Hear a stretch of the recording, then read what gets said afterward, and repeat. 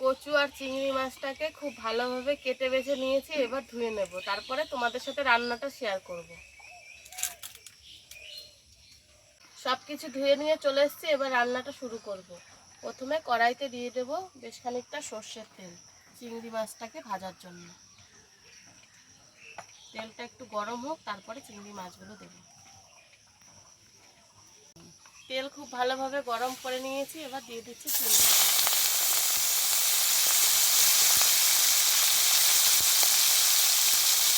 দিয়ে দিচ্ছি হলুদ গুঁড়ো আর নুন। এবার খুব ভালোভাবে মাছটাকে ভেজে নিতে হবে।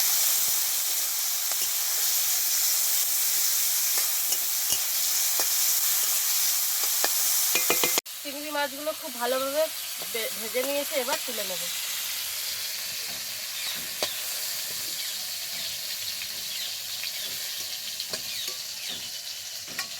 এবার ওই কড়াইতে আরও একটু সর্ষের তেল দিয়ে দেবো।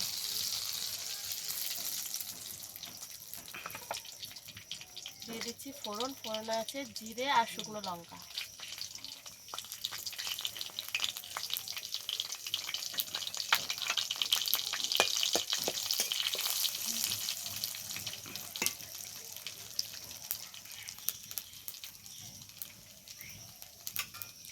ফোড়নটা খুব ভালোভাবে ভাজা হয়ে গেছে, এবার দিয়ে দেবো কেটে রাখা কচু।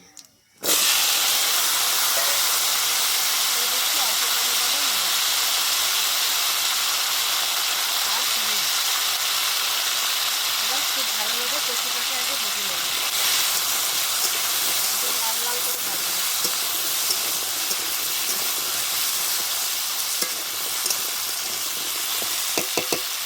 এ দেখো কচুগুলো খুব ভালোভাবে ভেজে নিয়েছি, একদম লাল লাল করে ভেজে নিয়েছি।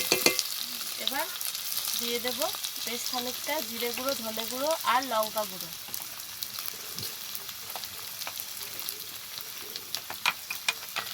আর অল্প একটু হলুদ দিয়েছিলাম, আর এখন একটু দিয়ে দিচ্ছি, আর একটু নুনও দিয়ে দিচ্ছি।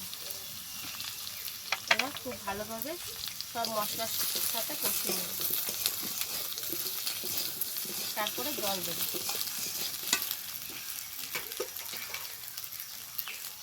এবার দিয়ে দিচ্ছি জল। খুব ভালোভাবে ফোটাতে হবে যতক্ষণ না পর্যন্ত কচুটা গলে যাচ্ছে।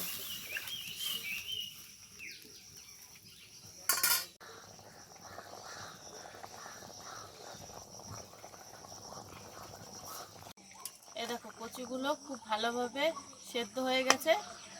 এই দেখো কচুগুলো কিন্তু গলে গেছে, এই দেখো গলে গেছে। এবার দিয়ে দেব ভেজে রাখা চিংড়ি মাছ, তারপরে একটু নেড়ে চেড়ে নামিয়ে নেব।